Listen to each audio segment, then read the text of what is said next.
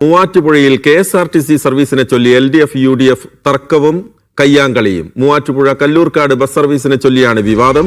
Service അനുവദിച്ചതിൽ അവകാശവാദം ഉന്നയിച്ചായിരുന്നു തർക്കം. Mathew Kuzhalnadan MLA ഉൾപ്പെടെയുള്ളവർ വാഹനത്തിലുണ്ടായിരുന്നു. ഈ സർവീസ് അനുവദിച്ചതുമായി ബന്ധപ്പെട്ടുള്ള തർക്കമല്ല. അതായത് സംഭവിച്ചത് ഇത് മൂവാറ്റുപുഴയിൽ നിന്ന് തൊടുപുഴയ്ക്ക് കല്ലൂർക്കാട് വഴി ആരംഭിച്ച KSRTC സർവീസ് രണ്ടാം കോട്ടക്കവലയിൽ എത്തിയപ്പോഴാണ് ഇത്തരത്തിലുള്ള പ്രശ്നങ്ങൾക്ക് തുടക്കമായത്. ഈ സംസ്ഥാന സർക്കാരിന് അഭിവാദ്യം അർപ്പിച്ച് ബസ്സിൽ സ്ഥാപിച്ച ഫ്ലക്സ് അത് നീക്കം ചെയ്യുന്നതുമായി ബന്ധപ്പെട്ടുള്ള തർക്കമാണ് വലിയ രീതിയിലൊരു തർക്കവും പിന്നീട് കയ്യാങ്കളിയിലേക്കും കലാശിച്ചിരിക്കുന്ന ഒരു സാഹചര്യത്തിലേക്ക് നീങ്ങിയത്.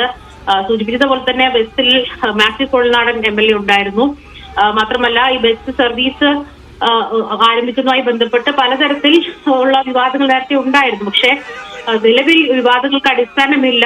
താൻ MLA ആണെന്നറിയാം, സംസ്ഥാന സർക്കാരാണ് ഇത് അനുവദിച്ചതെന്നറിയാം. പിന്നീട് എന്തിനാണ് ഇത്തരത്തിലുള്ള ഫ്ലക്സ് എയർ ഹോള് മറയ്ക്കുന്ന രീതിയിൽ ഫ്ലക്സ് വെച്ചത് കൊണ്ടാണ് ഇത്തരത്തിൽ അത് നീക്കണമെന്ന് ആവശ്യം UDF പ്രവർത്തകർ ഉന്നയിച്ചത്. പിന്നീട് അത് വലിയ രീതിയിൽ അത് രാഷ്ട്രീയ വിവാദമാക്കി മാറ്റാനുള്ള ശ്രമമാണ് നടന്നത്. അതായത് അന്തസ്സില്ലാത്ത രാഷ്ട്രീയം കളിക്കാനാണ് LDF പ്രവർത്തകർ ശ്രമിച്ചതെന്നുള്ള ആരോപണമാണ് പിന്നീട് UDF ഉന്നയിച്ചിരിക്കുന്നത്.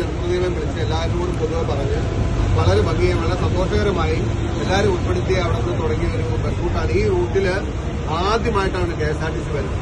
അപ്പൊ അത്രയും നല്ല സന്തോഷകരമായ അവസരത്തിൽ അവിടെ ഇനിയിപ്പോ സ്വാഭാവികമായിട്ടും സർക്കാരിന്റെ സർക്കാർ ഭരിക്കുന്ന സർക്കാർ ഇടതുപക്ഷമാണെന്ന് അറിയാം. മുഖ്യമന്ത്രി പിണറായി വിജയനാണ് നാട്ടുകാർക്ക് അറിയാം. ഗതാഗത മന്ത്രി ഗണേഷ് കുമാറാണെന്ന് അറിയാം.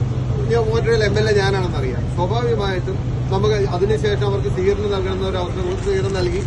അവിടുത്തെ ഒരു പോർഷനില് സ്വാഭാവികമായിട്ടും അവർക്ക് ബാനർ കെട്ടണമെന്ന് ബാനറും കെട്ടിയാതെ വന്നു. പിന്നെ ഒരു ബസിന്റെ ഈ എയർ ഹോൾ അടച്ച് കെട്ടുക എന്ന് പറഞ്ഞാൽ KSRTCക്കാർ തന്നെ പറഞ്ഞു. അപ്പൊ അങ്ങനെ ഒരു സാഹചര്യത്തിൽ ദീർഘമായിട്ട് പോകുന്ന സമയത്ത് അത് ആവശ്യമില്ല എന്ന് പറഞ്ഞതിന്റെ പേരിൽ അവിടെ ഒരു രാഷ്ട്രീയവൽക്കരിക്കാനും ഇത് ആരുടെ നേട്ടമാണെന്ന് ഇതുപോലത്തെ കൊച്ചു കാര്യങ്ങൾക്ക് വേണ്ടി ഇതുപോലുള്ള കടിപിടി കൂട്ടുന്ന അല്ലെങ്കിൽ ഇതുപോലെ നിസ്സാരമായി പ്രവർത്തിക്കുന്ന ആളുകളെ അങ്ങേറ്റം പുച്ഛത്തോടു കൂടി ഇതിനെ കാണത്തുള്ളൂ. ഇതൊന്നും രാഷ്ട്രീയ പ്രവർത്തനമല്ല.